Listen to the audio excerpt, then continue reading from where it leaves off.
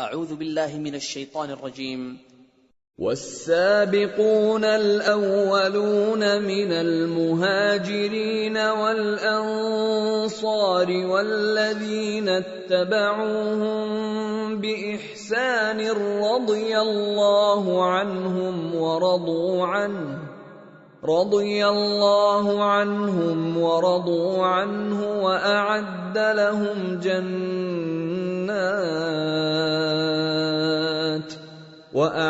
لهم جنات تجري تحتها الأنهار خالدين فيها أبدا ذلك الفوز العظيم. العالمين والصلاة على أشرف الأنبياء والمرسلين وعلى آله وأصحابه أجمعين ومن تبعهم بإحسان إلى يوم الدين. اما بعد. امام ابو داود کی لکھی ہوئی کتاب سنن ابی داود کا ایک اہم حصہ کتاب السنہ، اس کا آج سے ہم باقاعدہ آغاز کرنے جا رہے ہیں. گزشتہ ہفتے تک کچھ باتیں جو ضروری تھیں وہ ہم نے سنی، اور کچھ باتیں اور بھی تھیں جن پر ہماری گفتگو ختم ہوئی تھی اور ہم نے کہا کہ وہ آئندہ آئیں گی، تو انشاءاللہ وہ ان احادیث کی وضاحت کے دوران آ جائیں گی انشاءاللہ.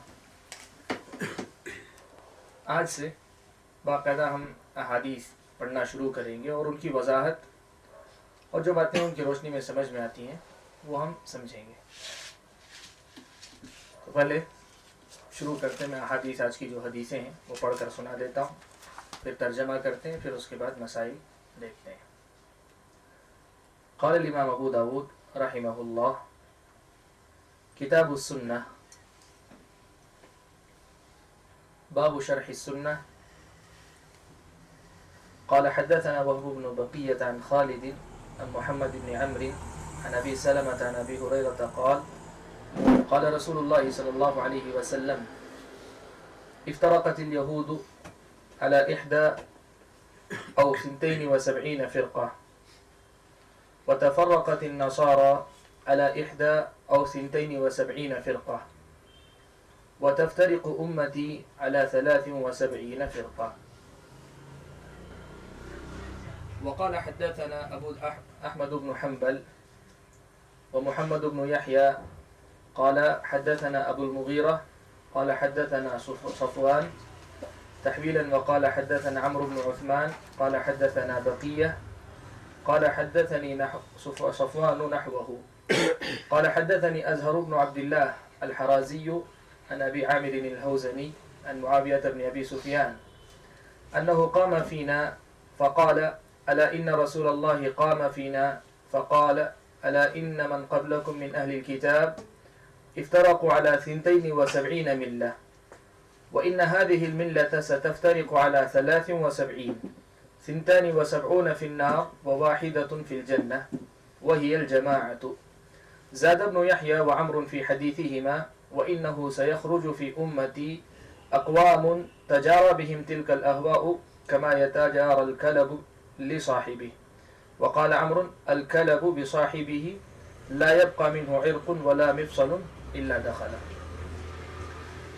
دو حدیثیں ہیں. چونکہ سند کا مسئلہ اس پہ گفتگو کرنا مقصود نہیں ہے ہمارا، تو صرف ہم لوگ حکم بیان کر کے آگے بڑھ جائیں گے، ورنہ ان میں سے ہر راوی کا ترجمہ ان کی سوانح بیان کرتے رہیں گے تو اصل موضوع سے ہم بہت دور رہیں گے. دو حدیثیں ہیں. ان دونوں حدیثوں پر محققین نے، شیخ البانی رحمہ اللہ نے، اور ان سے پہلے خود امام ترمذی رحمۃ اللہ علیہ نے اور دیگر محقق علماء نے یہ حکم لگایا ہے کہ یہ حدیث حسن درجے کی حدیث ہے.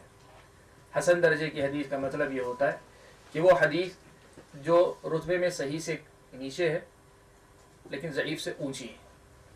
اور حدیث جو حسن ہوتی ہے اور جو صحیح ہوتی ہے دونوں کو ملا کر کہتے ہیں مقبول، یعنی یہ وہ حدیث جس کو قبول کیا جائے گا، جس پر عمل کیا جائے گا. ان کے مقابل مردود جس کو ضعیف کہتے ہیں. تو یہ حدیث عوام کی زبان میں اگر کہنا چاہے، عوام کے پاس دو ہی باتیں ہوتی ہیں، حدیث صحیح ہوتی ہے یا ضعیف ہوتی ہے عوام کے پاس. اس حساب سے اگر کہنا چاہے تو ایک صحیح حدیث ہے یہ حدیث جو ہے صحیح حدیث ہے. کئی سندوں سے آئی ہے. خود امام ابو داؤد نے یہاں 2 سندیں ذکر کی ہیں اور بلکہ 3 سندیں ذکر کی ہیں. ایک حدیث میں 2 اور ایک حدیث میں 1 سند. اور ان کے علاوہ دوسرے ائمہ کے پاس بھی کئی سندوں سے یہ روایت منقول ہے. حدیث کا حکم یہی ہے کہ انشاءاللہ یہ حدیث حسن ہے. مسئلہ کیا ہے حدیث میں؟ ترجمہ کرتے ہیں. حضرت ابو ہریرہ رضی اللہ تعالیٰ عنہ روایت فرماتے ہیں کہ رسول اکرم صلی اللہ علیہ وسلم نے فرمایا کہ یہود 71 یا 72 فرقوں میں بٹے اور نصارہ 71 یا 72 فرقوں میں بٹے اور میری امت 73 فرقوں میں بٹے گی. یہ ایک روایت ہے. امام ابو داؤد کو ایک سند سے یہ الفاظ ملے جس میں آپ دیکھ رہے ہیں کہ یہود اور نصارہ کے بارے میں 71 یا 72 دونوں کے لیے استعمال کیا. کوئی راوی کو اس میں شک ہے کہ اللہ کے نبی نے کس کے لیے 71 کہا تھا, کس کے لیے 72 کہا تھا. تو انہوں نے دونوں کے لیے کہہ دیا کہ 71 یا 72 یہودیوں کے لیے کہا تھا اور ویسے ہی 71 یا 72 نصارہ کے لیے کہا تھا. لیکن اس کے بعد والی جو دوسری روایت ہے امام ابو داؤد کے پاس اس میں صراحت کے ساتھ یہ بات موجود ہے کہ 71 کس کے لیے کہا تھا, 72 کس کے لیے کہا تھا. تو وہ دوسری حدیث بھی دیکھ لیتے ہیں. ابو عامر حوزنی ایک تابعی ہیں, وہ کہتے ہیں کہ حضرت معاویہ رضی اللہ تعالی عنہ ہمارے درمیان خطبہ دینے کے لیے کھڑے ہوئے اور انہوں نے اپنے خطبے میں کہا کہ اللہ کے رسول صلی اللہ علیہ وسلم خطبہ دینے کے لیے ہمارے درمیان کھڑے ہوئے اور آپ نے یہ بات کہی کہ الا سنو, بے شک یہود 71 فرقوں میں بٹے اور نصارہ 72 فرقوں میں بٹے. وَإِنَّ هَذِهِ الْمِلَّةِ, یہ ملت یعنی یہ امت 73 فرقوں میں بٹے گی. 72 فی النار 72 فی النار, 72 جہنم میں جائیں گے اور 1 جنت میں جائے گا اور وہ جماعت ہے. بعض راویوں نے جو اسی سند کے اندر مذکور ہیں انہوں نے اس حدیث میں مزید یہ الفاظ بھی ذکر کیے کہ اللہ کے نبی نے یہ بھی کہا اسی حدیث کے اندر کہ وَإِنَّهُ, میری قوم میں کچھ لوگ ایسے نکلیں گے تَجَارَ بِهِمْ تِلْكَ الْأَهْوَاءُ کہ ان کے اندر یہ بدعتیں ویسے سرایت کر جائیں گی جیسے کتے کے کاٹنے کی وجہ سے لگنے والی بیماری کتے کے کاٹے ہوئے انسان کے اندر سرایت کر جاتی ہے. لا يبقى منه عرق ولا مفصل, کہ اس انسان کی کوئی رگ یا کوئی جوڑ باقی نہیں رہتا مگر یہ کہ وہ بیماری اس کے اندر داخل ہو جاتی ہے. یہ اللہ کے نبی صلی اللہ علیہ وسلم کی حدیث ہے. اس حدیث میں ہمارے درس کے اندر اس کا تذکرہ بہت پہلے آیا جب ہم نے تمہیدی درس رکھا تھا. اسی میں یہ ذکر کیا کہ اللہ کے نبی صلی اللہ علیہ وسلم نے امت کے بٹنے کا ذکر کیا. رسول اکرم صلی اللہ علیہ وسلم نے یہ پیشین گوئی فرمائی ہے کہ امت بٹے گی. ہم اس پوری حدیث میں کچھ خاص مسائل پہ رک کر جو ہے بات کریں گے. سب سے پہلی بات تو یہ کہ اللہ کے رسول صلی اللہ علیہ وسلم نے اس حدیث میں بات شروع کی تو یہود اور نصارہ سے شروع کی کہ یہودی بٹے نصارہ بٹے. اس کا مقصد یہ ہے, بتا رہے کہ بہت اہم مقصد ہے اس کا, اس آغاز جو اس سے کیا اس کا مقصد یہ کہ آپ کو معلوم ہے امت محمدیہ سے پہلے یہ دونوں قومیں نصارہ اور یہود اللہ تعالیٰ کی پسندیدہ ترین قومیں تھیں. اللہ تعالیٰ کی پسندیدہ ترین قومیں تھیں, لیکن یہ دونوں کی دونوں اللہ تبارک و تعالیٰ کی ناراضگی کی شکار ہو گئی. دونوں کی دونوں قومیں یہود بھی نصارہ بھی اللہ تعالیٰ کی ناراضگی کا شکار ہو گئی. اللہ تعالیٰ کی ناراضگی کا جو شکار ہوئی تو اس کا بنیادی سبب کیا تھا وہ ان کا آپسی انتشار تھا. اور آپسی اختلاف صرف اختلاف ہونے کی وجہ سے نہیں بلکہ اس اختلاف کا دار و مدار جس چیز پر تھا وہ زیادہ اہم ہے. عام طور پہ لوگ جو ہے اس میں ایک ہی نقطہ دیکھتے ہیں کہ امت منتشر ہو جائے گی تو اللہ تبارک و تعالیٰ کے نزدیک ناپسندیدہ ہو جائے گی. انتشار کی وجہ سے ناپسندیدہ ہوگی یہ تو ہے بات, یہ صحیح بات ہے, بجائے اختلاف کی وجہ سے امت جو ہے ناپسندیدہ ہوگی. لیکن اس انتشار کا جو چیز سبب بنتی ہے اختلاف کا جو چیز سبب بنتی ہے وہ چیز اللہ تعالیٰ کی نظر میں زیادہ بری ہے، اسی لیے اللہ تعالیٰ نے صرف اس پر ترکیز نہیں کی قرآن مجید کے اندر، جہاں بھی مذمت کی انتشار اور اختلاف کی، صرف اختلاف پر زور نہیں دیا اللہ تعالیٰ نے. اللہ نے کہا ان الذین فرقوا دینہم وکانوا شیعا، جن لوگوں نے اپنے دین کو بانٹ دیا اور پھر گروہ گروہ بن گئے. تو انتشار فی نفسہ ہی، انتشار یہ خود ایک بری چیز ہے، لیکن یہ انتشار جب عقائد اور نظریات پر ہوتا ہے یا اصول اور ضوابط کی بنیاد پر ہوتا ہے تب اللہ تعالیٰ کے نزدیک اور زیادہ برا ہو جاتا ہے.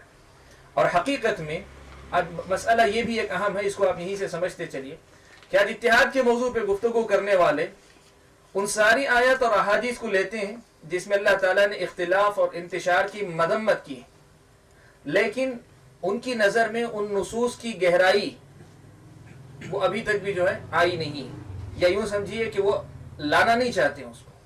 وہ یہ سمجھتے ہیں کہ صرف لوگوں کا ظاہری دھڑوں میں بٹا رہنا، ایک دھڑا ہے وہ ایک جماعت ہے، یہ خود جو ہے اللہ تعالیٰ کے نزدیک ناپسندیدہ ہے. یقیناً وہ ناپسندیدہ ہے، لیکن اس کے پیچھے جو اسباب ہیں اختلاف کے وہ اللہ تعالیٰ کے نزدیک اور زیادہ ناپسندیدہ ہے. اور خاص طور پہ آیت جو میں نے پڑھی ان الذین فرقوا دینہم، جن لوگوں نے اپنے دین کو بانٹ دیا، وکانوا شیعا، اور اس کے نتیجے میں کیا ہوئے، گروہوں میں بٹ گئے.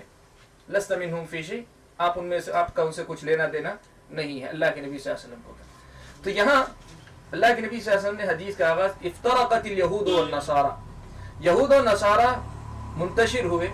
یہ بتانا چاہتے ہیں کہ یہود و نصارہ کا جو انتشار تھا وہ انتشار آپ کو معلوم ہے ان کی اپنی جو ہے دین کے اندر دخل اندازی کی وجہ سے ہوا تھا. ان کا انتشار سیاسی قسم کا کم تھا، ان کا انتشار اور اختلاف جو ہے نظریاتی تھا، نظریاتی اختلاف تو یہود و نصارہ کا.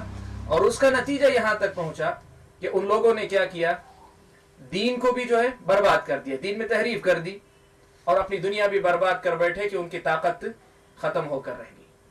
یہاں دو باتیں بڑی اہم ہیں، میں چاہوں گا اس پہ رک کے آپ جو سمجھیں اس بات کو. یہود و نصارہ سے آغاز کر کے اللہ کے رسول صلی اللہ علیہ وسلم اس اہم مسئلے کی طرف توجہ دلا رہے ہیں کہ یہ امت پچھلی امتوں کے نقش قدم پر چلے گی. اللہ کے نبی صلی اللہ علیہ وسلم نے جو بات پیشن گوئی فرمائی تھی آپ نے کہ میری امت جو پچھلی امتوں کے نقش قدم پر چلے گی. اللہ کے نبی نے مثال دے کر کہا، جیسے آئے گی بھی حدیث ہمارے سامنے، کہ حذو القدۃ بالقدۃ، یعنی جوتے کے تسمے سے تسمہ ملا کر، یعنی قدم سے قدم ہو بہو ملا کر بالکل ان کے نقش قدم پر چلے گی. تو یہ بتانا ہے کہ یہاں بھی جو اختلاف ہوگا، یہاں بھی جو اختلاف ہوگا وہ ویسا ہی اختلاف ہوگا جو یہود و نصارہ کے درمیان ہوا تھا. اور یہود و نصارہ کا جو اختلاف تھا صرف سیاسی قسم کا اختلاف نہیں تھا، ان کا اختلاف جو ہے نظریاتی تھا، اور ایسا نظریاتی اختلاف تھا کہ اس کی وجہ سے ان کا خود دین برباد ہو کر رہ گیا، دین میں تحریف ہو گئی، دین بدل کر رہ گیا. یہودیوں کا مسئلہ بھی، نصارہ کا بھی، آسمانی کتاب کو بدل بیٹھے. تو پہلی بات جو سمجھنے کی ہے وہ یہ کہ اللہ تبارک و تعالیٰ نے یہود و نصارہ سے آغاز کر کے، اللہ کے رسول صلی اللہ علیہ وسلم نے یہود و نصارہ کی طرف اشارہ کر کے جو کہا کہ وہ 71 میں بٹے، تم 72 میں بٹو گے. تو اس سے جو آغاز کیا یہود و نصارہ کے اختلاف سے، یہ بتانے کے لیے کہ یہ اختلاف بھی اسی نقش قدم پر، انہی کے نقش قدم پر چل کر اس امت کے اندر پیدا ہوگا. یہ پہلی بات. دوسری بات یہاں یہ ہے کہ اللہ تبارک و تعالیٰ نے ایک تنبیہ فرمائی ہے، جو اللہ کے رسول صلی اللہ علیہ وسلم نے تنبیہ فرمائی ہے، جو حدیث کے پورے مفہوم سے بعد میں سمجھ میں آتی ہے، اور آپ سمجھیں گے انشاءاللہ یہ کہ یہود و نصارہ جب آپس میں اختلاف کیے تو وہ اپنے دین کو ضائع کر بیٹھے، دین گنوا بیٹھے. اب امت مسلمہ میں بھی ویسا ہی اختلاف ہوگا، اس کی وجہ سے ایسا نہیں ہوگا کہ حقیقی دین ضائع ہو جائے، ایسا نہیں ہوگا. اللہ تعالیٰ نے دونوں میں یہ فرق رکھا ہے، بنیادی، دونوں میں بنیادی فرق رکھا ہے. وہ کیا ہے؟ پچھلی جو امتوں کا مسئلہ تھا، اللہ تعالیٰ نے ان کے دین کی حفاظت کی ذمہ داری خود نہیں لی تھی، وہ دین برباد ہو گیا. لیکن اللہ تعالیٰ یہ فیصلہ اس امت کے ساتھ نہیں کریں گے، یہ فیصلہ اللہ تعالیٰ کا اس امت کے ساتھ نہیں ہوگا. یہاں دین میں اختلاف کی وجہ سے لوگ بٹیں گے اور دین میں بھی بڑے مسائل پیدا کریں گے، سب کچھ ہوگا، لیکن یہ دین کلی طور پہ برباد نہیں ہوگا، بلکہ دین کی جو حقیقی شکل ہے وہ آخر تک باقی رہے گی. کیوں؟ اس لیے کہ پچھلی امتوں کے دین کو باقی رہنا نہیں تھا، ان کے بعد ایک نیا نبی آنے والا تھا، ایک نیا پیغام آنے والا تھا، نئی رسالت آنے والی تھی. اللہ تعالیٰ نے اس کے حق میں فیصلہ نہیں کیا، لیکن یہ امت کی، یہ اللہ پہلے نبی صلی اللہ علیہ وسلم کا دین آخری دین ہے، آخری شریعت ہے. اس لیے اللہ تعالیٰ نے یہ فیصلہ کیا اختلاف ان جیسا ہوگا بلکہ ان سے بڑھ کر ہوگا. یہودیوں سے بڑھ کر ہوگا، لیکن یہ فرق واضح رہے گا کہ جو ہے وہ یہ اختلاف جو تھا وہ اختلاف دین کو برباد کر چکا، دین ختم ہو گیا ان کا، یا محرف ہو گیا، تحریف کا شکار ہو گیا. یہ دین انشاءاللہ محفوظ رہے گا، اللہ تعالیٰ اسے باقی رکھیں گے ہزار اختلاف کے باوجود. یہ بہت ہی اہم مسئلہ ہے جس کے لیے اللہ کے رسول صلی اللہ علیہ وسلم نے اس حدیث کا آغاز جو ہے یہود و نصارہ کے تذکرے سے فرمایا. دوسرا اہم نقطہ جو ہم لوگوں کو اس میں سمجھنا ہے وہ یہ کہ پیارے نبی صلی اللہ علیہ وسلم نے یہاں یہ پیشن گوئی فرمائی کہ یہودی جو ان تینوں میں سب سے پہلی قوم ہے، موسیٰ علیہ السلام کی قوم، وہ 71 فرقوں میں بٹے، اور نصارہ جو عیسیٰ علیہ السلام کی یہودیوں کے بعد، موسیٰ کے بعد حضرت عیسیٰ اور یہودیوں کے بعد عیسائی، یہ دوسرے آئے تو ان کے اندر اختلاف اور زیادہ ہوا. پچھلی امت کا اختلاف اور دین کی بربادی، خود ان کی بربادی سے اس قوم نے عبرت نہیں حاصل کی. دوسری قوم نے وہ 72 میں بٹے، اور بالکل یہی صورتحال اس امت کے ساتھ بھی ہوگی کہ یہ امت خود بھی کیا ہوگی، اختلاف کا شکار ہوگی، اور ان سے بڑھ کر ہوگی، ان سے بڑھ کر ہوگی، اختلاف ان سے بڑھ کر ہوگا. اور اس مسئلے کو سمجھیں، میں نے بات بہت پہلے ہی کہی تھی کہ یہاں جو اختلاف ہے یہ اختلاف جو چھوٹا موٹا اختلاف نہیں. لوگ کہتے ہیں کہ اللہ ایک ہے، رسول ایک ہے، کتاب ایک ہے، امت بھی ایک ہے. یہ خواہ لوگ لڑ رہے ہیں. خود آج کا ایک مسئلہ آپ کے سامنے بیان کرتا ہوں. خانقاہ کے بنگلور کے ایک خانقاہ کے جو ہے ایک گروہ نے کیا کیا، باقاعدہ جو ہے وہ شاید پورے کرناٹک کا دورہ کر رہے ہیں. وہ اتحاد قائم کرنے کے لیے ہر مسلک، ہر مکتب فکر کے لوگوں تک جا رہے ہیں، سب کے پاس جا رہے ہیں. اور جانے کے بعد ہم لوگوں سے ملنے بھی آئے ہوئے تھے. آج عصر کے بعد بتا رہا ہوں، آج کی عصر کی نماز کے بعد ملاقات ہوئی. بنیادی نقطہ ان کا کیا ہے، وہ یہی کہتے ہیں کہ امت جو ہے اس وقت بکھری ہوئی ہے، جو ہے اس کو اس کے حال پہ چھوڑ دو. تمہارا جو عقیدہ ہے اللہ تعالیٰ پوچھ لے گا، میرا جو عقیدہ ہے اللہ تعالیٰ مجھ سے پوچھ لے گا، اپنا عقیدہ جس کا جو ہے اللہ تعالیٰ پوچھ لے گا. یہ تمہاری جو انگلیاں، ان کے اپنے الفاظ، یہ جو تمہاری انگلیاں اٹھی ہوئی ہیں ان کو موڑ لو، دوسرے کے اوپر انگلی اٹھانا چھوڑ دو، دوسرے پر انگلی اٹھانا چھوڑ دو. اس طرح جو ہے مطلب اتحاد امت کے اندر قائم ہو جائے گا، اس طرح امت کے اندر اتحاد قائم ہو جائے گا.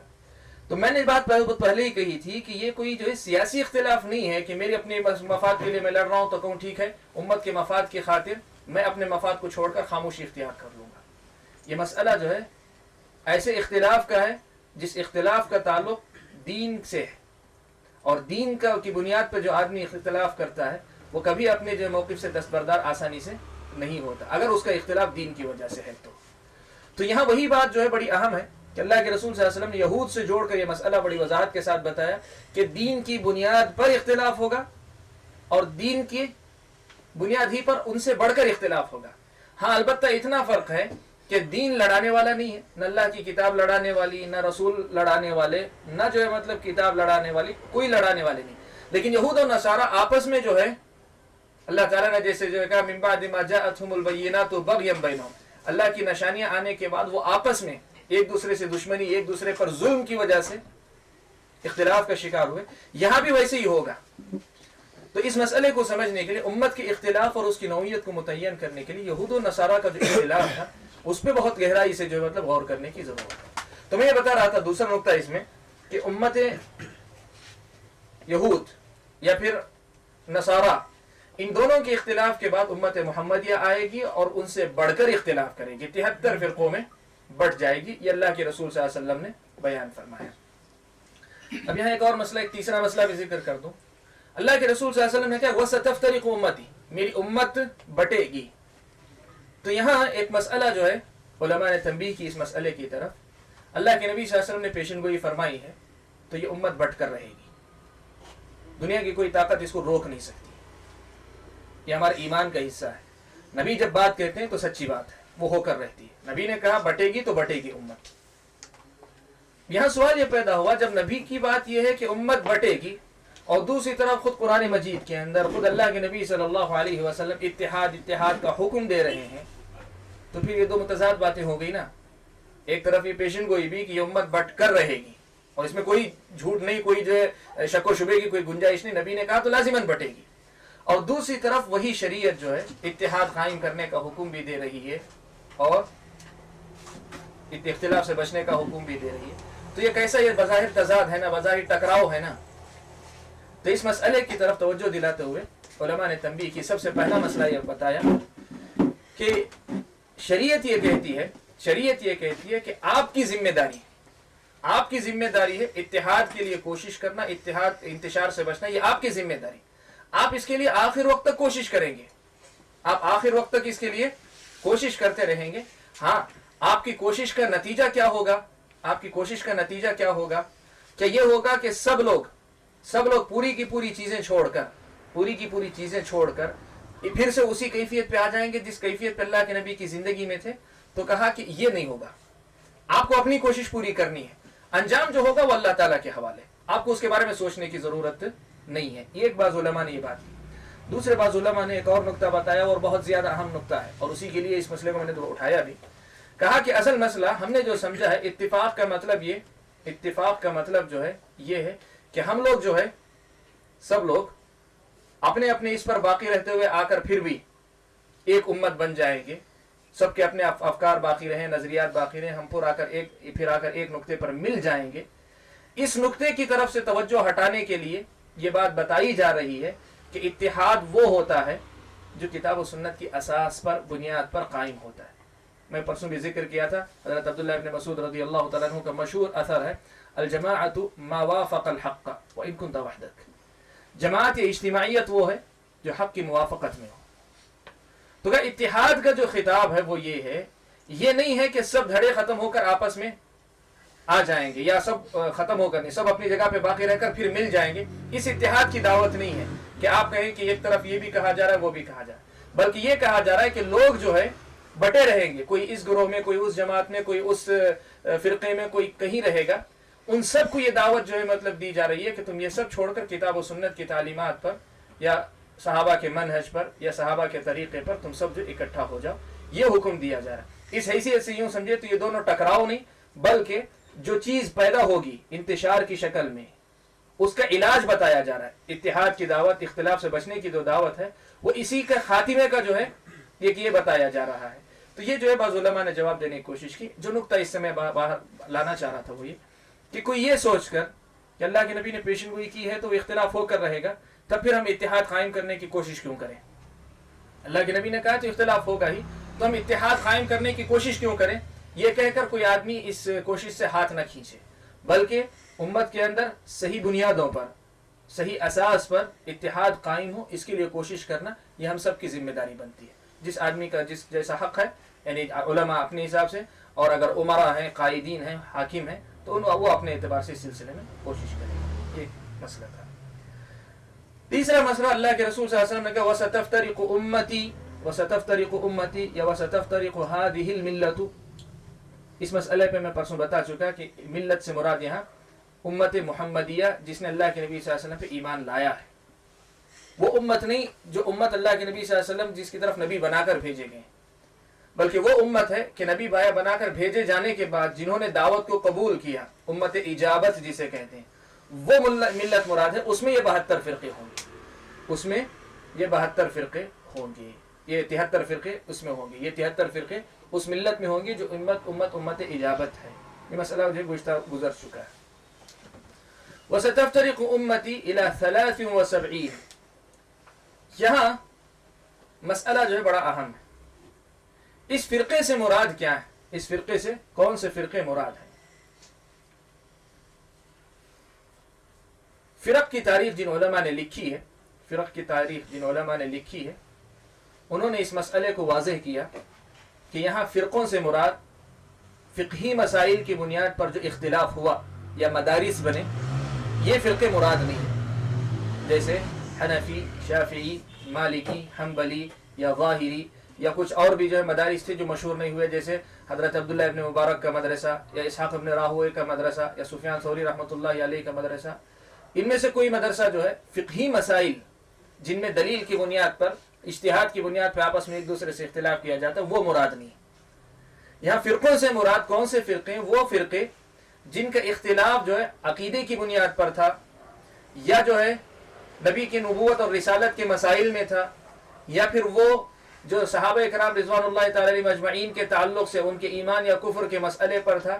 جو اختلاف ہم عام الفاظ میں کہنا چاہیں تو عقیدے اور ایمان کے مسائل سے جڑ کر جس میں اختلاف ہوا، جیسے خوارج، جیسے جو ہے معتزلہ ہیں، جیسے جو شیعہ ہیں، جیسے جو ہے قدریہ ہیں، جیسے بعد کے زمانے میں جب اسماء و صفات کی بحثیں بہت زیادہ عام ہوئی تو جو ہے اشاعرہ ہیں، یا جو ہے دوسرے جتنے فرقے آپ کے پاس جو ہے جانتے ہیں، جہمیہ، معطلہ وغیرہ، یہ عقیدے کی بنیاد پر جو فرقے بنے، یہ اساساً جو یہ فرقے مراد ہیں. اس سے امت کے درمیان جو فقہی مسائل میں اختلاف ہو وہ نہیں.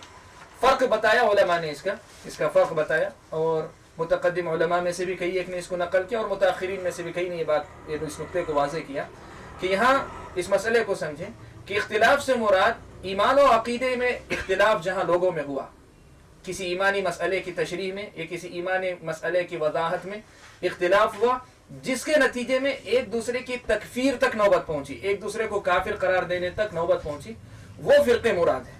فرقوں سے مراد وہ ہیں. رہا جہاں تک فقہی مسائل کی بات ہے، فقہی مسائل کی بنیاد پر جو اختلاف ہوا تو اس کو علماء جو ہے یہ ایک جو جماعت ہے وہی الجماع، ایک جو نجات پانے والی جماعت ہے، اس امت کے اندر کا اختلاف قرار دیتے ہیں، اس ایک جماعت کے اندر کا اختلاف. جیسے فرق پر جن لوگوں نے لکھا ہے ان میں سے جو مطلب ایک ہے عبد القاہر بغدادی ہیں.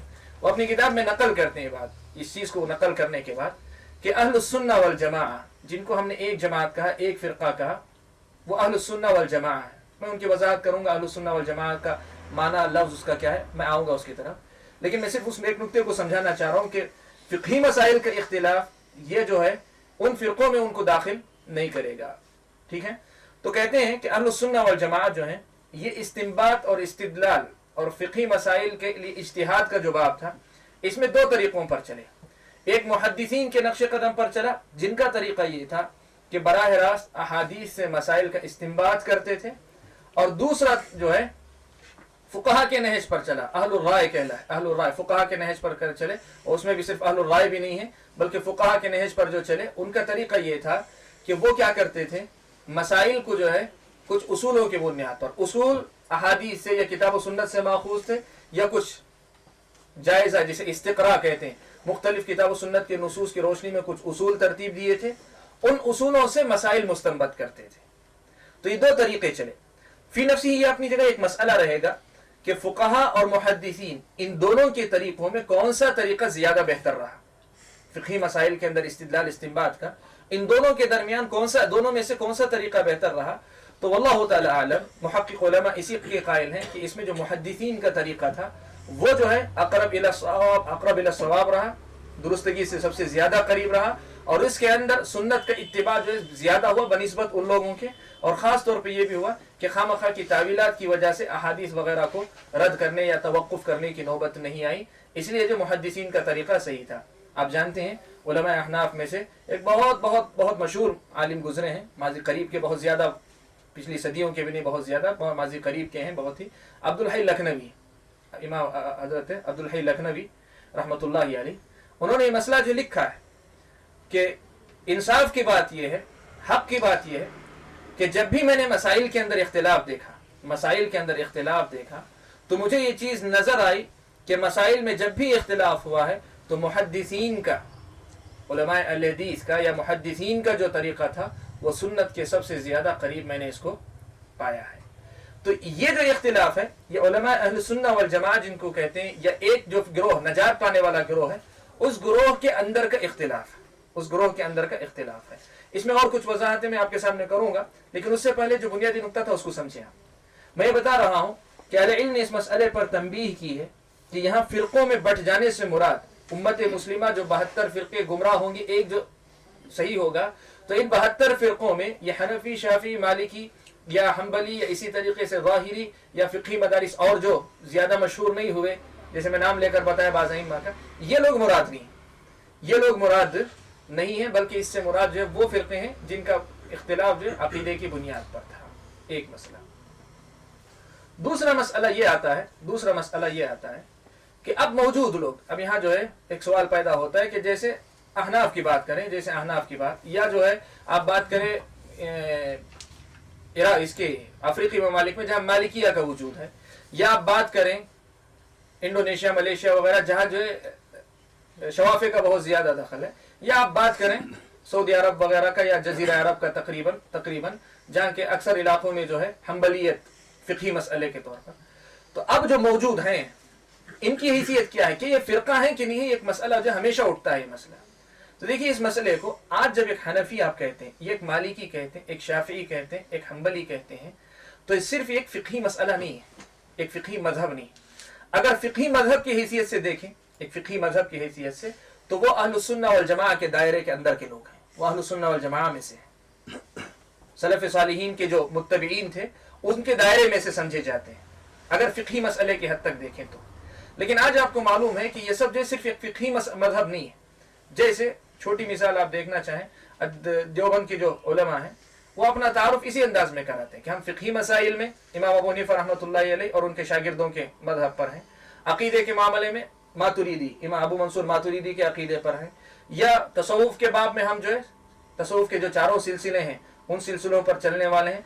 ये जो सारी चीज़ें, तो एक तरह से समझिए कि कई चीज़ों से मिलकर अब इनकी तस्वीर मुकम्मल होती है। और हुक्म भी अगर लगाना है तो इन सारी चीज़ों को सामने रखकर आपको हुक्म लगाना पड़ेगा।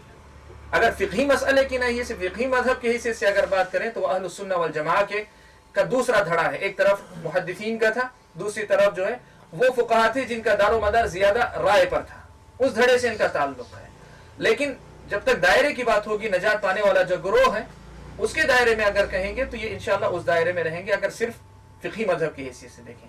लेकिन वही आप अक़ीदे के नाहिए से देखें तो अशअरियत या मातुरीदियत जिसे कहते हैं, उलमा ने इन सब को जो है उन गुमराह फ़िरक़ों की फ़ुरूआत में शामिल किया, उन गुमराह फ़िरक़ों के जो और हिस्से बढ़ते गए उनमें शामिल किया। उस हैसियत से अगर देखें तो फिर अहलुस सुन्नह वल जमाअह के दायरे में वो नहीं आते।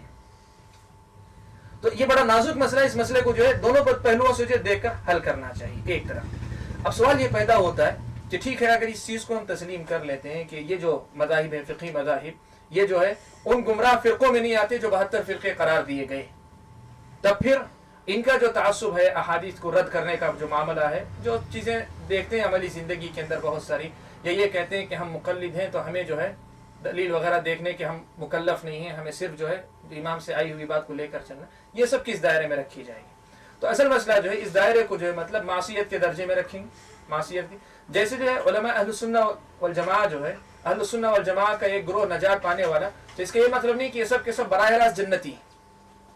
ये अपने गुनाह की वजह से जो है अपने गुनाह की सज़ा भुगतेंगे।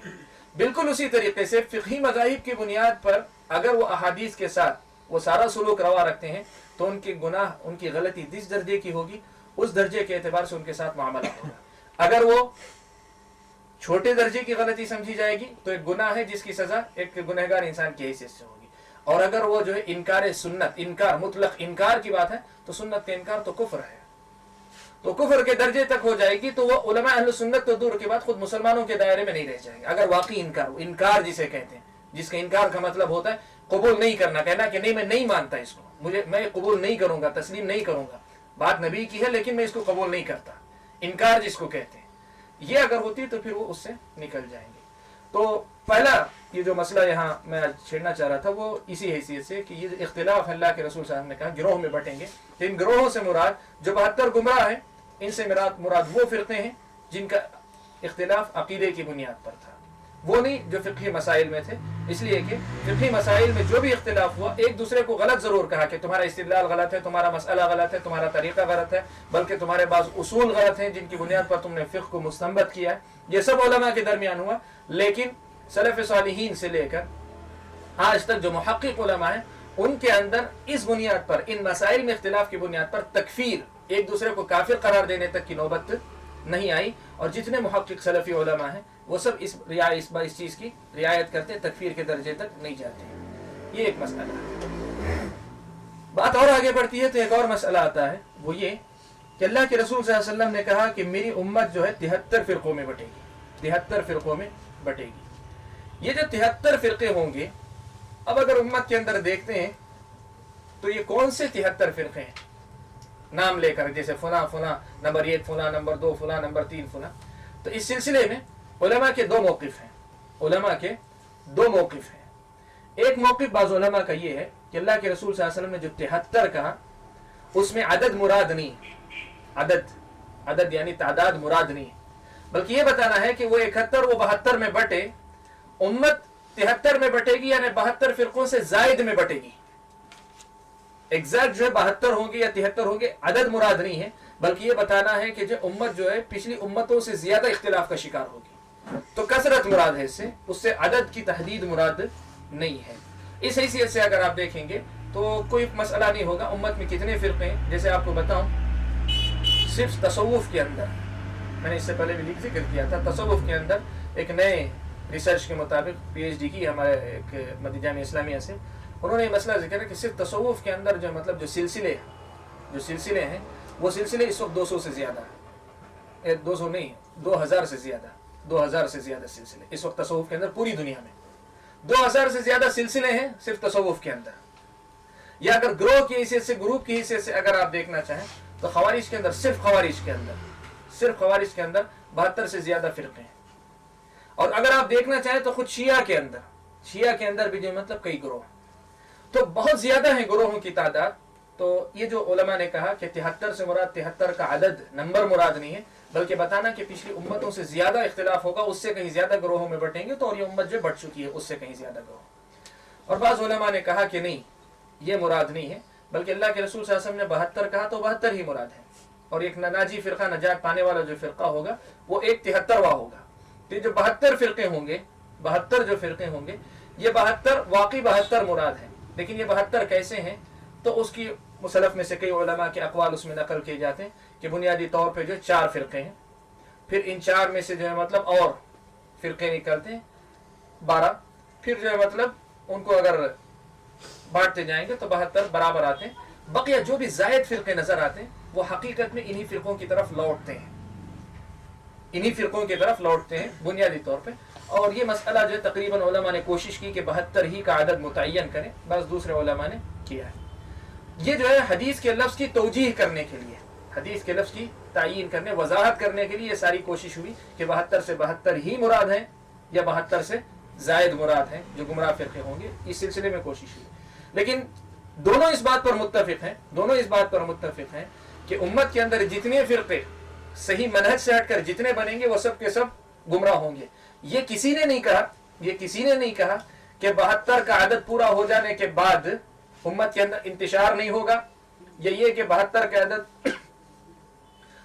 کے عدد کے ساتھ 72 کا عدد جب اللہ پورا ہوگا تو یہ 72 کے عدد میں اللہ تبارک و تعالیٰ نے جو اللہ کے نبی صلی اللہ علیہ وسلم نے یہاں وضاحت کی، تو اس 72 کے عدد میں ہونے کے باوجود کوئی جو ہے مطلب گمراہ نہیں ہوگا. ایسی کوئی بات جو کسی کے پاس، سب اس پر متفق ہیں کہ وہ 72 کے دائرے میں نمبر کے ساتھ آتے ہوں یا کثرت میں آتے ہوں، سب کے سب گمراہ فرقے، اس پر سب کا اتفاق ہے.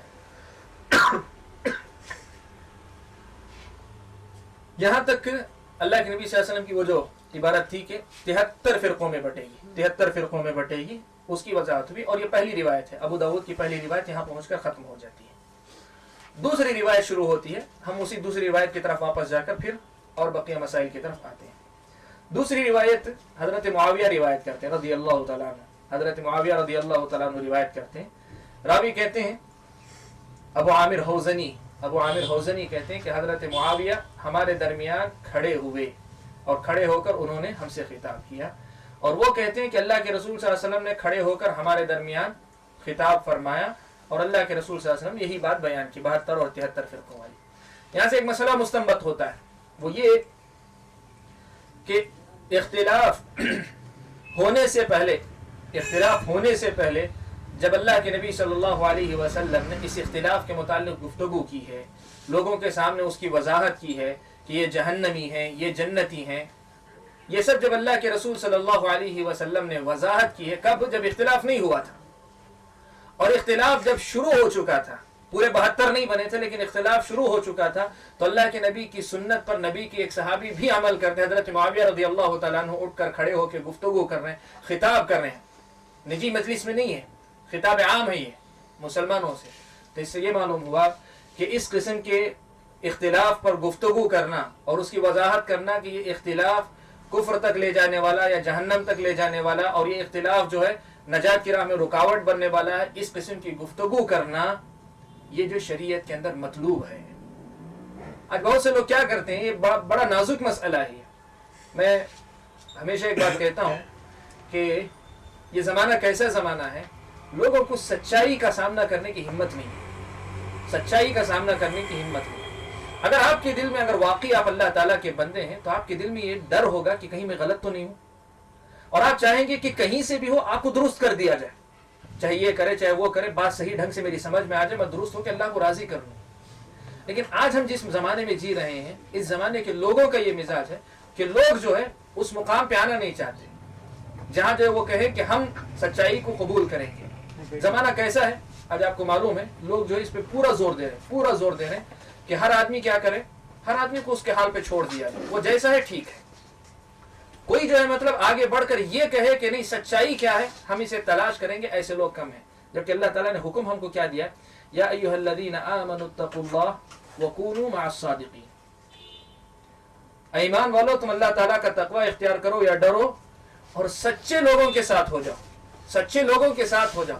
تو سچائی کی تلاش کرنا یہ شریعت کا حکم ہے، سچائی کی تلاش کرنا یہ شریعت کا حکم ہے، اور اس سچائی کو بیان کرنا نبی کی سنت ہے، اور نبی کے بعد نبی کے صحابی کی سنت ہے۔ اور میں نے جیسے کہا نبی نے اس وقت یہ بات کہی جب یہ اختلاف ہوا نہیں تھا، اور صحابی نے اس وقت یہ کام کیا جب اختلاف شروع ہوا تھا۔ تو اب جب کہ اختلاف ہو چکا ہے اور اس حد تک ہو چکا ہے کہ سنت جو ہے مطلب اجنبی بن گئی ہے، اور جو بدعت ہے وہ لوگوں کے پاس جو ہے اسلام کے نام پہ اپنی پہچان قائم کی ہوئی ہے، تو اب کیوں نہ گفتگو کی جائے، اب کیوں نہ گفتگو کی جائے۔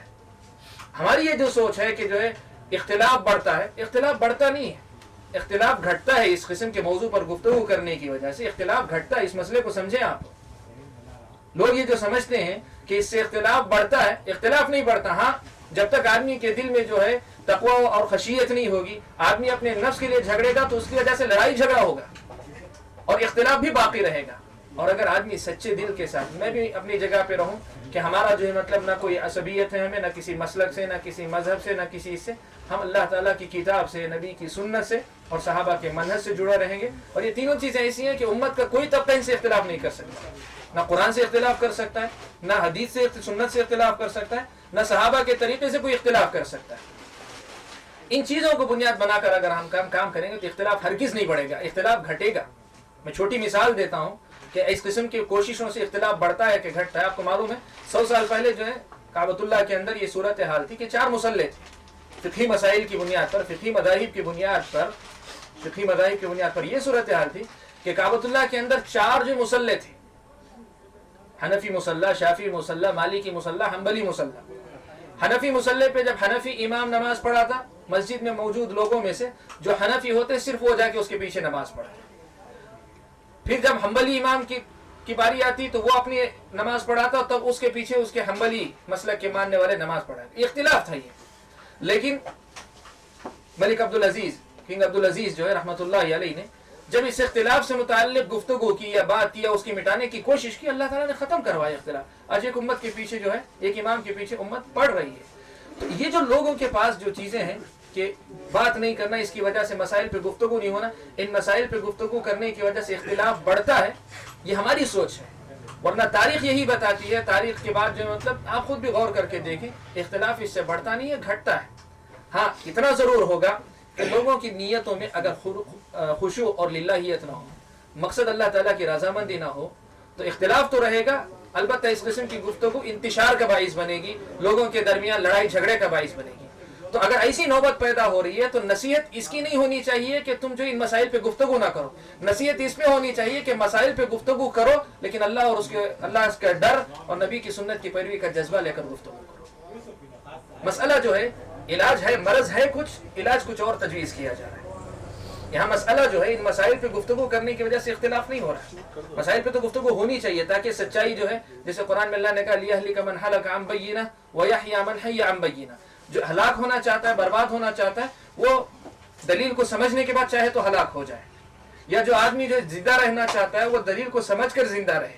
فَمَنْ شَاءَ فَلْيُؤْمِنْ وَمَنْ شَاءَ فَلْيَكْفُرْ۔ جو آدمی چاہے ایمان لے آئے، جو آدمی چاہے کفر کرے، اس کا اختیار اللہ نے سب کو دیا، لیکن یہ پہلے واضح ہونا چاہیے ایمان کیا ہے، کفر کیا ہے۔ مشکل ہماری کیا ہے کہ ہم اپنے مسائل کو کتاب و سنت کی تعلیمات، اب دیکھیں میں نے جیسے کہا کہ کتنا واضح پیغام ہے اس لفظ کے اندر کہ اللہ کے نبی کھڑے ہو کر امت کو تنبیہ کر رہے ہیں اختلاف ہونے سے پہلے، صحابی کھڑے ہو کر جو ہے مطلب اللہ کے نبی کی سنت کی پیروی کر رہے ہیں، کھڑے ہو کر بالکل انہی کے انداز میں نصیحت کر رہے ہیں، اور یہ اختلاف جو ہوا ہے یا ہونے جا رہا ہے اس سے متعلق روک رہے ہیں۔ تو آج ہم اختلاف ہو جانے کے بعد اور خاص طور پہ یہ صورت کہ سنت جو اجنبی بنتی جا رہی ہے، بن چکی ہے، ایسے ماحول میں ہم چاہتے ہیں کہ مطلب کوئی گفتگو نہ کرے اور اس کی وجہ سے اختلاف پیدا ہوتا ہے، تو یہ سب ہمارے اپنے ذہن کی پیداوار ہے. یہ سارے اصول، یہ ساری باتیں ہمارے اپنے ذہن کی پیداوار ہے. ان پہ گفتگو ہونی چاہیے. ہاں گفتگو جو ہے جیسے میں نے کہا کہ اللہ کی رضا اور خوشنودی مقصود ہو، ہم جو ہے ہر قسم کے تعصب سے پاک ہوں، ہمارے پاس جو ہے اپنی آخرت کی فکر کا جذبہ غالب ہو. ہم کسی سیاسی پارٹی سے جڑے نہیں ہیں. یہ ہمارے جو اختلافات ہیں سیاسی پارٹی والا اختلاف نہیں، اصل میں یہ ایمان اور عقیدے کی بات ہے. سیاسی پارٹی ہو تو میری جیت تیری جیت والی بات آئے گی. ایمان اور عقیدے کی بات جہاں آتی ہے وہ یہ کہ ہم دونوں مل کر جو ہے مطلب جو صحیح منہج ہے اس پہ جائیں تاکہ ہم دونوں کی جیت ہو. تو یہ جو ہے بڑا اہم مسئلہ ہے.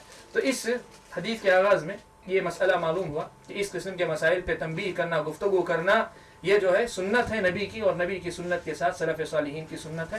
وقت بہت ہوگا اگر میں آپ کے سامنے مثالیں نقل کروں کہ سلف نے کیسے کیسے جو ہے ان سب چیزوں کو بیان کیا. سلف میں سے کوئی نہیں ملے گا جو یہ کہے کہ سنت جو ہے اجنبی ہو رہی ہے، سنت کے نام پہ بدعت ہو رہی ہے، تو اختلاف سے بچنے کے لیے تم جو ہے سنت خاموشی اختیار کر لو. سلف میں سے کوئی نہیں ملے گا آپ کو. ہاں یہ ضرور ہے کہ سلف نے جو بڑھ چڑھ کر روکا، بڑھ چڑھ کر ٹوکا، اس سلسلے میں اصول بتائے کہ ایسے روکو، ایسے روکو، اس کے ساتھ ایسا معاملہ کرو، بدعتی کے ساتھ سلام کرو نہ کرو، سارے مسائل بیان. تو یہ بڑا اہم مسئلہ ہے جو آج کے دور میں جو غلط فہمی جس میں عام ہے کہ لوگ کیا کرتے ہیں، کہتے ہیں کہ نہیں اختلاف امت میں ہوگا اس لیے بات نہ کرو.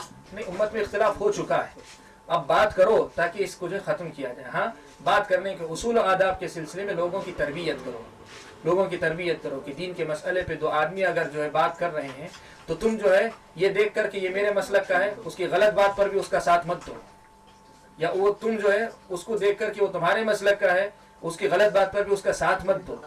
مقصد یہ رکھو کہ دونوں بحث کر رہے ہیں، دونوں مسئلے پہ گفتگو کر رہے ہیں، دونوں کی گفتگو سے جو کون سی بات صحیح ہے وہ کھل کر ہمارے سامنے آئے، اور جو چیز صحیح آئے اسے قبول کرو. یہ مزاج، اس کی تربیت کرو لوگوں کی. تو بجائے اس کے کہ جو ہے اختلاف پہ گفتگو نہ کرو نہ کرو نہ کرو، اس پہ جتنی محنت ہو رہی اس کے بجائے اگر اس پہلو پہ گفتگو کر لی جائے تو اختلاف جو بہت آسانی سے، بہت تیزی سے ختم ہونا شروع ہوگا. لوگوں کے اندر اتحاد کا مزاج خود بخود بنتا جائے گا. تو کہتے ہیں ابو عامر حوزنی کہتے ہیں کہ معاویہ بن ابی سفیان رضی اللہ تعالیٰ عنہ ہمارے درمیان اٹھ کھڑے ہوئے اور انہوں نے کہا کہ رسول اکرم صلی اللہ علیہ وسلم ہمارے درمیان کھڑے ہوئے. کہا ان رسول اللہ صلی اللہ علیہ وسلم قام فینا فقال الا سن لو. یہ تنبیہ کا ایک انداز ہوتا ہے، کوئی اہم بات بتانے سے پہلے کہ لوگوں سنو، ہوشیار ہو جاؤ. الا خطاب کا جو ہے عربی زبان کا انداز، کوئی اہم بات بتانا ہو تو آپ اس پہ تنبیہ کرتے ہیں کہ میں کچھ بات اہم بات بتانے جا رہا ہوں، پوری طرح چوکنا ہو جاؤ. ان من قبلکم من اہل الکتاب، تم سے پہلے جو اہل کتاب تھے، افترقوا علی 72 ملہ، 72 فرقوں میں بٹے. اہل کتاب 72 فرقوں میں بٹے. اس روایت میں 71 کا لفظ نہیں ہے، ترجمہ کرتے وقت جو ہے میں نے 71 کا لفظ ذکر کیا تھا، نہیں ہے اس میں. 72 فرقوں میں بٹے، 72 گروہوں میں بٹے. وَإِنَّ هَذِهِ الْمِلَّةَ سَتَفْتَرِقُ عَلَى 73، اور یہ ملت یا امت 73 فرقوں میں بٹے گی. یہاں تک پچھلی حدیث تھی، اور یہاں سے پھر ایک نیا مسئلہ شروع کرتے ہیں کہ 72 فی النار، 72 میں سے 73 میں سے 72 فرقے جو فی النار، جہنم میں جائیں گے. جہنم میں کیسے جائیں گے؟ تو آپ کو معلوم ہے، میں نے بہت پہلے آپ کے سامنے مسئلہ ذکر کیا تھا کہ جہنم میں جانے والوں کی کئی قسمیں، جہنم میں جانے والوں کی کئی قسمیں. کچھ وہ لوگ ہیں جن کے حق میں جہنم واجب ہو جائے گی، جہنم کے حقدار ہوں گے، لیکن اللہ تعالیٰ ان کو معاف کر کے چاہے خود اپنے طور پہ یا اللہ کے نبی کی سفارش پہ جہنم میں داخل کیے بغیر جنت میں داخل کریں گے، جہنم میں بھیجے بغیر جنت میں. کچھ لوگ ہیں جن کو جہنم میں داخل کیا جائے گا، داخل کیے جانے کے بعد سفارش کی بنیاد پر پھر ان کو جہنم سے نکال کر جنت میں بھیجا جائے گا. یہ دوسرا طبقہ. تیسرا طبقہ جو جہنم میں جائیں گے، سفارش بھی نہیں ہوگی، لیکن ان کے پورے گناہ جل کر ان کی گناہوں کی سزا ملنے کے بعد وہ پھر جنت میں جائیں گے. یہ تیسرا طبقہ ہے. اور چوتھا طبقہ وہ ہے جو جہنم میں جائیں گے اور جانے کے بعد ہمیشہ کے لیے جہنم میں رہیں گے، مخلد فی النار جن کو کہ ہمیشہ کے لیے جہنم. تو جہنمی جو ہے ان 4 درجوں کے رہیں گے. ایک وہ جو جہنم کے مستحق تھے لیکن جہنم میں بھیجے نہیں گئی، اللہ تعالیٰ کے نبی نے سفارش کی یا اللہ تعالیٰ نے اپنی مرضی سے یا جو ہے فرشتوں کے ذریعے سفارش کروائی، کسی کے ذریعے بھی مومن بندوں کے ذریعے جنت میں بھیج دیا. یا جہنم میں جانے کے بعد سفارش کے ذریعے بھیجا، یا تیسرا جہنم میں جانے کے بعد گناہوں کو جلا دینے کے بعد جنت میں بھیجا، یا چوتھا طبقہ جہنم میں جانے کے بعد ہمیشہ۔ علماء نے لکھا کہ ان 72 فرقوں میں یہ چاروں قسم کے ہوں گے، یہ پورے ہوں گے۔ کچھ ایسے ہوں گے جو جہنم کے مستحق تو ہوں گے، لیکن اللہ تعالیٰ ان کی دوسری کسی بڑی نیکی کی وجہ سے اللہ تعالیٰ ان کو جو ہے معاف کر کے یا سفارش کروا کے جنت میں بھیجیں گے۔ کچھ ہوں گے جو جہنم میں جانے کے بعد سفارش کی وجہ سے نکلیں گے، کچھ ہوں گے جو جہنم میں جانے کے بعد اپنے گناہوں کی وجہ سے پورے گناہ بھگتنے کے بعد، سزا بھگتنے کے بعد وہ جنت میں جائیں گے، اور کچھ جو ہمیشہ جو ہے جہنم میں رہیں گے۔ اور یہ وہ ہوں گے جو ہمیشہ جہنم میں رہیں گے، یہ وہ ہوں گے جو بدعات میں سے کفر کے درجے کی بدعتیں کرنے والے، جیسے شیعہ میں سے، رافضہ میں سے بعض غالی قسم کے رافضی تھے جو حضرت علی رضی اللہ تعالیٰ عنہ کو نعوذ باللہ معبود کہتے تھے، خدا کہتے تھے۔ حضرت علی رضی اللہ تعالیٰ عنہ کو غالی قسم کے بعض رافضہ خدا کہتے تھے۔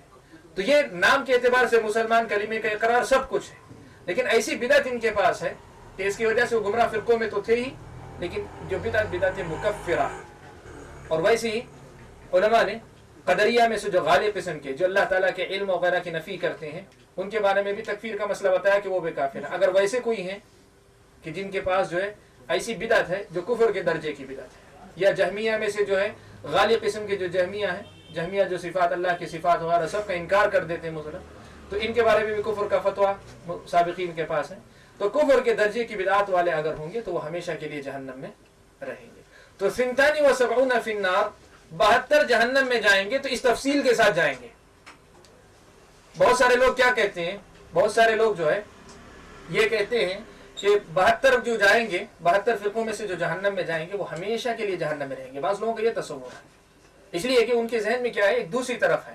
جو ایک فرقہ جنت میں جائے گا، اس ایک فرقے کے گنہگار جو ہوں گے، بدعتیں نہیں لیکن گنہگار، مختلف قسم کے گناہ کرنے والے، وہ بھی تو جہنم میں جائیں گے، جل سکتے ہیں نا۔ تو اس کی وجہ سے وہ کیا سمجھتے ہیں کہ یہ جو ساری قسمیں ہیں، جہنم میں جانے سے پہلے معاف کر دیا جانا یا جہنم میں جانے کے بعد سفارش ہونا، یہ ساری چیزیں جو ہے صرف ان کے لیے، ایک فرقے کے جو گنہگار ہیں صرف ان کے لیے ہیں، بقیہ 72 پورے ہمیشہ کے لیے مخلد فی النار ہوں گے۔ نہیں، ایسا نہیں ہے۔ وہ بدعات کی وجہ سے جو جائیں گے گروہوں میں شمار ہو کر، وہ بھی اس درجے کے ہوں گے، یہ بھی اس درجے کے ہوں گے۔ اور دوسری طرف کچھ اور غلطی کرتے ہیں، کہتے ہیں کہ جو ہے اہل سنت والجماعت میں سے جو گنہگار ہیں وہ، اور جو ہے بدعتی ہیں، بدعتی وہ دونوں بھی ایک ہی درجے کے ہیں۔ نہیں، دونوں ایک درجے کے نہیں۔ یہ سنت پر چلنے والے لوگ ہیں لیکن گناہ کو گناہ سمجھ کر رہے ہیں، ان کو سزا ملے گی ان کی گناہ کی۔ وہ بدعت پر چلنے والے لوگ ہیں اور بدعت کو نیکی سمجھ کر رہے ہیں۔ بہت واضح فرق ہے دونوں کے اندر۔ تو یہ جو ہے تفصیل ہے۔ تو اللہ کے رسول صلی اللہ علیہ وسلم نے کہا کہ 72 فی النار، 72 جہنم میں جائیں گے، وواحدۃ فی الجنہ، اور ایک جنت میں ہے۔ ایک جنت میں ہے، اس میں بھی وہ تفصیل آپ کے سامنے رہے کہ ایک جنت میں ہے کا مطلب یہ کہ اس منہج اور عقیدے پر چلنے والے اگر کما حق ہو اس پر چلے تو پھر وہ جنتی لازماً ہوں گے۔ اللہ کے نبی صلی اللہ علیہ وسلم کی یہ ضمانت ہے۔ لیکن اگر کوئی اس منہج کو اصولاً تسلیم کرنے کے بعد عملاً فالو نہیں کر رہا ہے، غلطیاں کر رہا ہے، اس صحیح منہج کو پہچاننے کے بعد عملاً نہیں کر رہا ہے، غلطیاں کر رہا ہے، تو پھر اس غلطی کی وجہ سے اللہ تعالیٰ کے پاس قابل گرفت رہے گا۔ تو واحدۃ فی الجنہ میں بھی یہ تفصیل ذہن میں ہونی چاہیے۔ وہی الجماعہ، وہ ایک کون ہے؟ تو اللہ کے رسول صلی اللہ علیہ وسلم نے یہ اس حدیث کے اندر بیان فرمایا کہ اس سے مراد جماعت ہے، اس سے مراد جماعت ہے۔ اس کی وضاحت انشاءاللہ ہم لوگ اگلے درس کے اندر کرتے ہیں۔ آج کے درس میں یہیں پر ہم لوگ رک جاتے ہیں، بس کرتے ہیں۔ اگلے درس کے اندر اس کی وضاحت اور اس کے ساتھ حدیث کا جو بقیہ ٹکڑا ہے وہ ذرا اہم ہے، اس میں ہم مزید روشنی ڈالیں گے۔ اللہ تعالیٰ سے دعا ہے کہ اللہ تعالیٰ نبی اکرم صلی اللہ علیہ وسلم کی سنت کو سمجھنے اور اپنی زندگی کو سنت پر ڈھالنے اور چلانے کی توفیق ہم سب کو نصیب فرمائے۔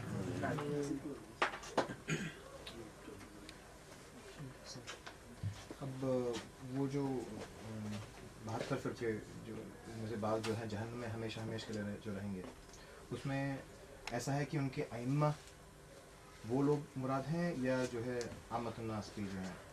اس مسئلے پر تفصیل سے جو مطلب گفتگو کے لیے وقت چاہیے، لیکن مختصر آپ کو سنا دیتا ہوں۔ اہل علم نے یہ بات لکھی ہے کہ اہل السنہ اور اہل البدع، اہل السنہ تو واضح ہے مسئلہ، اہل البدع کے عموم میں کون کون شامل ہیں؟ کیا صرف ان کے ائمہ شامل ہیں یا ان کی عوام بھی شامل ہیں؟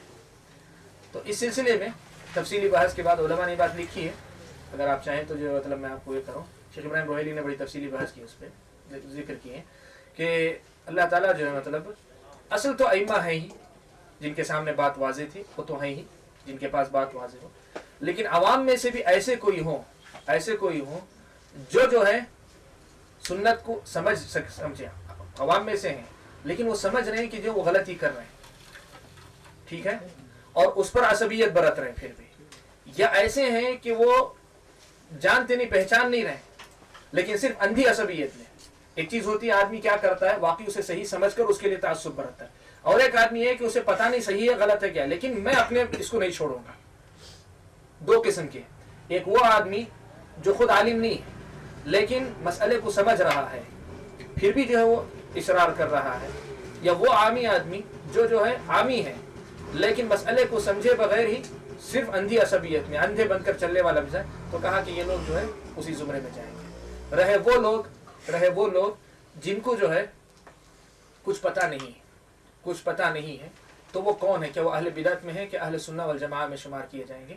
تو کہتے ہیں کہ بالعموم جو مسلمان ہیں اہل سنہ والجماعہ ہی سمجھے جائیں گے، وہ اسی دائرے میں رہیں گے انشاءاللہ. جن کو پتہ نہیں ہے، کچھ پتہ نہیں اور ان کی صلاحیت بھی نہیں ہے، جب ان کو سمجھایا جاتا ہے اور وہ سچے دل کے ساتھ قبول کر لیتے ہیں. ایسے ہوتے ہیں 20 سال تک ایک آدمی رہتا ہے اسے پتہ نہیں رہتا، بتانے والا صحیح آدمی نہیں ملتا، جب بتاتا ہے تو ملنے کے بعد وہ آ جاتا ہے، تو پھر یہ علماء یہ جو ہے اہل سنہ والجماعہ کے دائرے میں آ جائیں گے.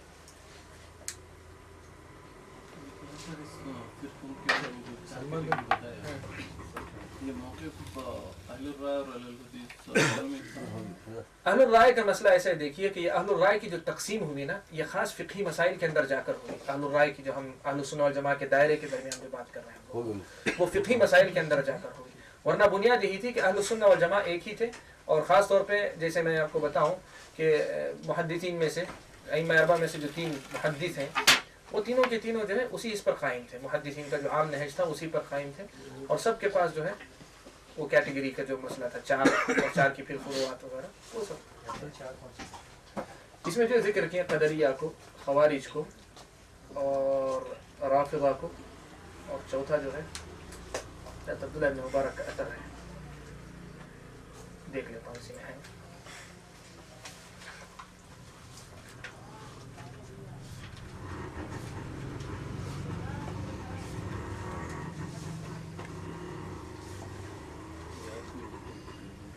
میں نے اصل میں اس کو مناسب نہیں سمجھا. وہ تفصیلات میں اگر جائیں گے تو لوگوں کو خود فرقوں کا پتہ نہیں ہے، جو بنیادی فرقے ہیں ان فرقوں کا ہی تعارف نہیں ہے، تو پھر کس تو فرقے کو کس میں شمار کریں گے اب وہ ایک لوگوں کے لیے، تو میں اس کو نظر انداز کر دیا. لیکن اگر آپ چاہیں تو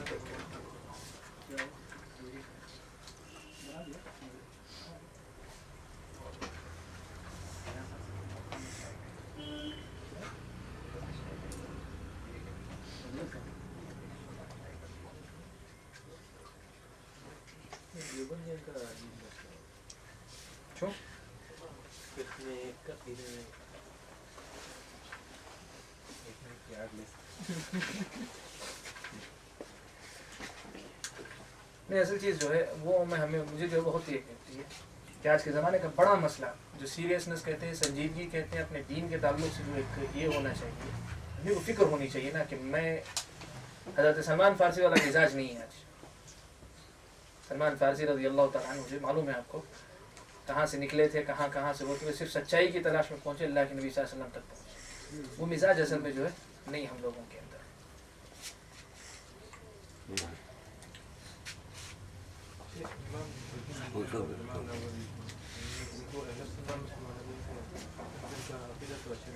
عقیدہ اشعری تھا کا مطلب یہ ہوا کہ اشاعرہ کا جو یہ تھا مدرسہ، اسی مدرسے سے بنیادی طور پہ وہ جڑے ہوئے تھے، لیکن صحیح اس کے مطابق ان کو جو ہے اشاعرہ میں نہیں شمار کریں. وجہ یہ ہے کہ ان لوگوں نے جو ہے اشاعرہ کے اصولوں کی پابندی سے زیادہ محققین جو تھے اہل سنہ والجماعہ کے، ان کے اقوال کو ترجیح دی. بہت سے مسائل ایسے آپ کو ملیں گے جن میں اشاعرہ کے مذہب سے ہٹ کر ان لوگوں نے فتویٰ دیا ہے. تو اس کو جو ہے یوں سمجھا جاتا ہے کہ بالعموم یہ جو ہے علماء اہل سنہ والجماعہ میں سے ہیں. البتہ ایسا ہے کہ اشعریت سے متاثر ہیں، اور صرف اس وجہ سے کہ جو ہے صفات کے بعض مقامات پہ جہاں احادیث کی شرح کرتے ہوئے نووی ابن حجر جو ہے صفات سے متعلق بعض احادیث کی شرح کرتے ہوئے اشاعرہ کے مذہب کو ذکر کیے، اس کو اگر آپ نکال باہر کریں گے تو یہ صحیح نہیں ہے. اس لیے کہ صرف صفات کے باب ہی میں نہیں، دین کے جملہ جو ابواب ہیں اور بھی تو ابواب ہیں، جیسے خوارج کا مسئلہ ہے فلاں ہے، ایسے کئی مسائل کے اندر انہوں نے جو اشاعرہ کا جو عام منہج تھا اس سے ہٹ کر بھی جو باقاعدہ مسائل بیان کیے. تو ان کی حیثیت جو ایک محقق کی ہے جو اپنی تحقیق کی روشنی میں سچائی تک جہاں تک پہنچ سکے وہاں تک انہوں نے کھل کر بتایا، جہاں ان کے سامنے بات واضح نہ ہو سکی اس میں وہ اسی پر رہ گئے. تو اس عمومی منہج کی وجہ سے ان کو جو اہل السنہ والجماعہ کے دائرے میں رکھا جاتا ہے. واللہ تعالیٰ شیخ نے جب پہلے پہل لوگوں کو معلوم نہیں تھا، جب پہلے پہل ابن حجر اور امام نووی وغیرہ کے تعلق سے جب یہ باتیں سامنے آئیں تو کچھ لوگوں نے باقاعدہ سعودی عرب کے اندر یہ واقعہ پیش ہے لا کر جو ہے منہاج امام مسلم کی جو صحیح مسلم کی جو شرح ہے وہ اور فتح الباری جو ابن حجر کی ہے وہ لا کر جو جلایا اس کے لیے اپنی اس کے نفرت کے اظہار کے لیے. تو مشائخ کو جب پتہ چلا تو جو ہے مطلب سب نے جو ہے اس پہ خاص طور پہ مجھے یاد ہے مشائخ میں سے ایک بات یہ بات کہی تھی کہ اگر اس طرح تم جو ایک ایک غلطی پر ایک عالم کو نکالتے چلے جاؤ گے تو آخر کس کو تم باقی رکھو گے اہل سنت والجماعت میں. تو ایک عام آدمی کے بارے میں جب معلوم ہے عالم کے بارے میں کہ وہ بڑی کوشش کر کے تحقیق کی روشنی میں سچائی کو سامنے لا رہے ہیں، اشاعرہ کے مذہب سے ہٹ کر کئی مسائل پر فتویٰ دیے ہیں، مسائل بیان کیے، سب کچھ ہے، تو پھر آپ پھر بھی زبردستی ان کو نہیں رکھ سکتے اس انداز میں. اور یہ جو انداز ہے کہ 100% بالکل ملیں گے تو انہیں کو ہم کہیں گے ورنہ نہیں کہیں گے، اللہ تعالیٰ عالم یہ منہج محل نظر ہے. تو کون سے مذہب کو فالو کریں گے، حنفی، مالکی، شافعی یا حنبلی؟ چاروں مل کر اسپیشلی نماز کے معاملے میں یا تشہد میں انگلی پھیلانے کے معاملے میں؟ اس کا آسان طریقہ، اس کا آسان جواب یہ ہے کہ ہم کسی مذہب کی دعوت ہی نہیں دے رہے ہیں، ہم بات کر رہے ہیں کتاب و سنت سلف صالحین کے منہج پر. تو آپ دیکھیے جس مسئلے میں امام شافعی کا مسئلہ صحیح ہے تو اس میں امام شافعی کو فالو کیجیے، جس مسئلے میں امام ابو حنیفہ کا مسئلہ صحیح ہے تو اس میں فالو کیجیے. میں ہمیشہ مثال دیتا ہوں کہ امام ابو حنیفہ رحمۃ اللہ اور امام شافعی کی مثال دیتا ہوں، کہتا ہوں کہ امام شافعی اور امام احمد کے امام ابو حنیفہ رحمۃ اللہ علیہ کے درمیان ایک مسئلے میں اختلاف ہے کہ عورت کو اگر ٹچ ہو حضرت عائشہ اپنا پیر سمیٹ لیتی، نبی اکرم صلی اللہ علیہ وسلم جو ہے سجدہ کر لیتے، پھر جب اٹھ جاتے تو حضرت عائشہ پیر لمبے کر لیتی. معلوم یہ ہوا کہ اگر ہاتھ لگنے سے وضو ٹوٹ جاتا تو جیسے اللہ کے نبی حضرت عائشہ کو چھوتے وہی بات ختم ہو جاتی، نماز جاری نہیں رکھ سکتے. تو امام ابو حنیفہ رحمۃ اللہ علیہ نے جو بات کہی وہ بات یہاں زیادہ صحیح ہے. تو اس مسئلے میں بولیں گے امام ابو حنیفہ کے موقف کو فالو کرو. وہی بات آتی ہے رفع الیدین کی، تو امام ابو حنیفہ رحمہ اللہ کے مقابلے میں امام شافعی رحمۃ اللہ علیہ رفع الیدین کے قائل ہیں، دلیل بھی ہے، سب کچھ ہے، جیسے آپ مسئلہ جانتے ہیں. تو کہیں گے کہ وہ امام شافعی کے اس پر چلو. تو حقیقت میں وہ کسی کے مسلک پہ چلنے والی بات نہیں ہے. بات ہماری جو ہے وہ یہ کہ دلائل کی روشنی میں جو بات صحیح نظر آتی ہے اس پر چلو، اس لیے کہ وہی دین ہے. دین النبی محمد آزار بول کے کہ اللہ کے نبی صلی اللہ علیہ وسلم کا جو دین ہے وہ اللہ کے نبی صلی اللہ علیہ وسلم کی سنت اور آپ کا طریقہ ہے. جو امام اللہ کے نبی صلی اللہ علیہ وسلم کی سنت ہے، کسی بھی مسئلے میں 4 قول اگر ہیں تو 4 قول میں سے جس امام کو اللہ کے نبی صلی اللہ علیہ وسلم کی سنت تک پہنچ جانے کا اللہ تعالیٰ نے موقع دیا یا توفیق دی، جو صحیح نتیجے تک پہنچے ان کی بات لے لو. اس لیے کہ ائمہ میں سے کوئی بدعت ہی مقصود نہیں ہے ہمارا، ان سب کا احترام، ان سب کے علم سے استفادہ، یہ ساری چیزوں کے باوجود ایک آدمی کا ایمان یہ ہونا چاہیے. مثال کے طور پہ آپ مجھ سے مسئلہ پوچھ رہے ہیں، میں بتا رہا ہوں، اگر آپ اس لیے عمل کر رہے ہیں کہ میں بتا رہا ہوں تو یہ آپ کا میری بات پر عمل ہوا، شریعت پر نہیں. اگر آپ اس لیے عمل کر رہے ہیں کہ میں جو بتا رہا ہوں اس کی روشنی میں آپ کو نبی کی بات سمجھ میں آ رہی ہے تو آپ کا عمل تب جا کے نبی کی بات پر. تو ائمہ کی بات بھی اگر کوئی اس لیے لیتا ہے کہ وہ امام کی بات ہے تو یہ اتباع کہاں سے ہوگی؟ ائمہ کی بات اگر اس لیے لیتا ہے کہ امام جو ہے نبی کی بات بتا رہے ہیں اور نبی کی بات تک پہنچ رہے ہیں تو اب اس میں دیکھیے کون پہنچے ہیں، تو جو پہنچے ان کی بات کو لیجیے، نبی کی بات کا اتباع ہوگا. تو اس سوال کو جو ہے میرے خیال میں یہی روکتے ہیں، اور چونکہ اذان بھی ہو چکی ہے تو اس لیے درس میں یہی روکتے ہیں. انشاءاللہ اگلے ہفتے پھر سلسلہ جاری رکھیں گے. واللہ تعالی اعلم. سبحانک اللہم وبحمدک اشہد ان لا الہ الا انت استغفرک واتوب الیک.